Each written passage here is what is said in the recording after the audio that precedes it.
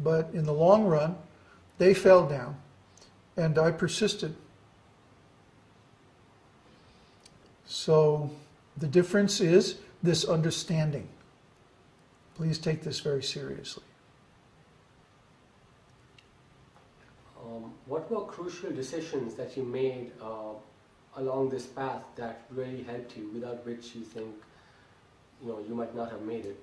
Oh, definitely. The biggest decision I made that helped me was to go my own way and not listen to other people, but take my own conclusions and approach the subject in the way that I felt was best.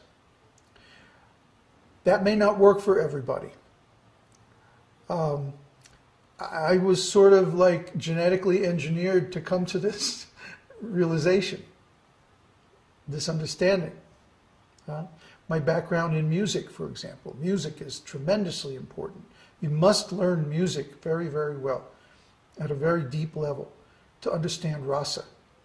I think it's the only way that someone living in this material world can actually realize the truths of rasa tattva before actual spiritual realization. So I would say one of the main decisions, which really wasn't a decision, to learn music. I was attracted to music from the beginning. And we had a piano in our home growing up, and I used to spend many hours exploring the piano.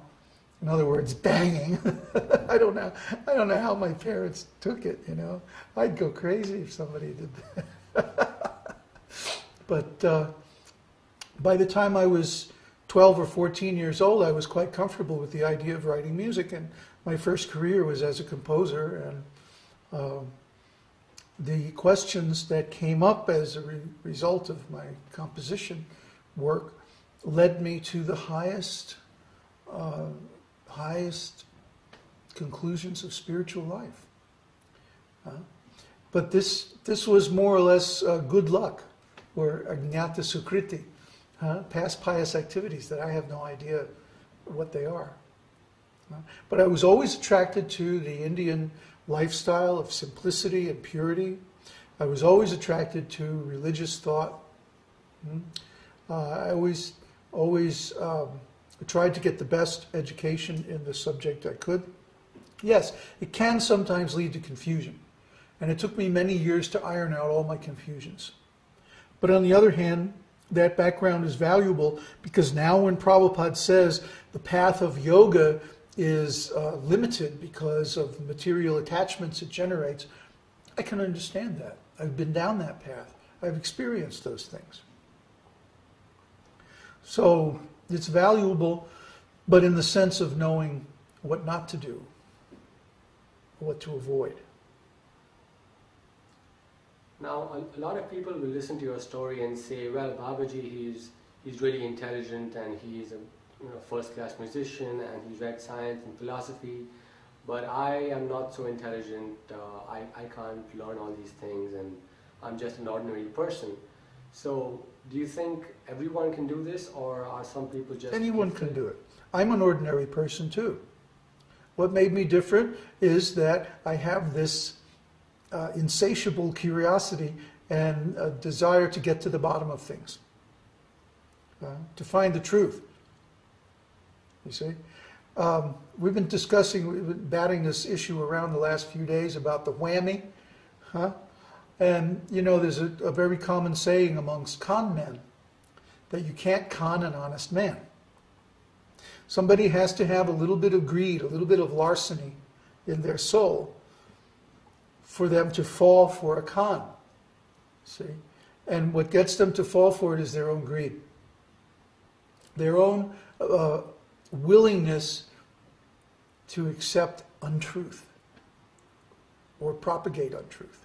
So when someone has this weakness, they can easily be taken advantage of and given some cheating philosophy or cheating religion or cheating science or cheating politics or economics or what have you, cheating relationships, everything.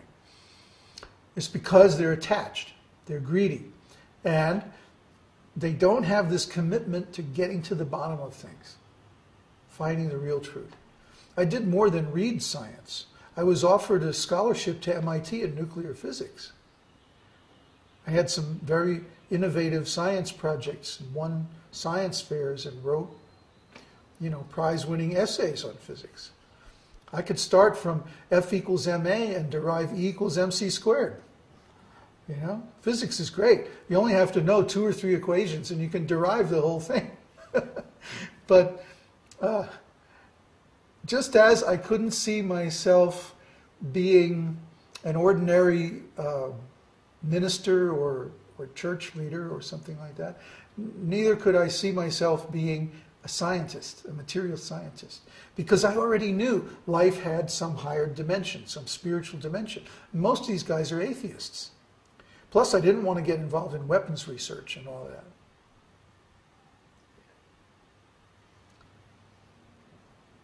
You've mentioned your sources of strength and inspiration. Now, what were sources of weakness that pulled you down on this path that you had to avoid, or maybe that you didn't avoid and that cost you many years in your progress? I could have been a lot tougher on other people. I could have been a lot more discriminating in who I accepted, for example, as a spiritual authority in the temples. I could have insisted on serving Srila Prabhupada and nobody else. Well, actually, I did.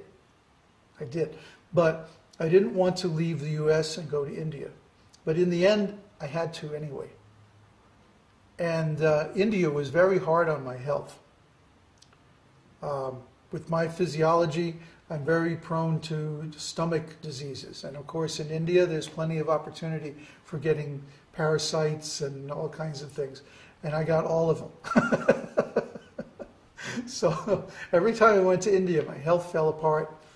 I'd last, 2 or 3 years, and then I'd have to drag myself back to the US and put my health back together again. And of course, ISKCON didn't want to help with that at all. It was completely on my own. It would have been much better for me to be completely on my own much earlier. But, on the other hand, being in the temples, seeing all the abuses, seeing all the misjudgment and the unfairness, really lit a fire under me to get to the bottom of this thing. All of us could feel that Krishna consciousness was something very powerful. Anybody who plays with it, even a little bit, can tell, whoa, there's something really strong here. But very few people I've seen have been willing to put out the kind of effort required to actually read through all the materials and digest it and analyze it. The analysis is very important. You can't skip it. It might seem very difficult because the subject matter is so elevated, but there's no way around it. You have to go through it in order to actually digest the subject matter. You have to analyze everything so that you can think through it independently without the need to refer to the books. Then you can say you really know Krishna consciousness. Now, being an editor and having to look up the definition of every single word and make sure we were using the correct word in the sentences was very, very helpful to me. See? That's why I have my students learn how to clear their words, how to analyze the correct definitions in a sentence. That's the way you really understand something. You see? And people don't believe me, and I have to tell them it 100 times and kick them in the butts before they actually do it. But this really works. It really works, and I encourage everyone to go that deeply into the books. That's what Srila Prabhupada called scrutinizing study. And that is what is required to actually understand. So I could have started doing that a lot earlier. I could have saved at least 5 or 10 years by doing that directly from the beginning. But it's like, who knew? See, there's so many things in life that you can only find out by hard experience. And then, you go back and you look back and you say, oh, I could have saved so much time if I had just done this and this and that. Hindsight's always 20/20, but when you're in the middle of it, sometimes, well, it's not so easy. But I did the best I could, and I have no regrets. Now, as you went on, did you find yourself progressing at a steady rate, or did you find that you would make some progress and then for 5 years you would find that there's no progress, or you would feel that there's no progress? Yeah, this is very common. But you should look in yourself and always find that you're making some progress somewhere. You can always do something. What I can't understand is devotees or people in any field who are content to just stay with the same understanding or the same level of practice indefinitely. It's like, how can you stand that? You know, there's always something you can be doing, some edge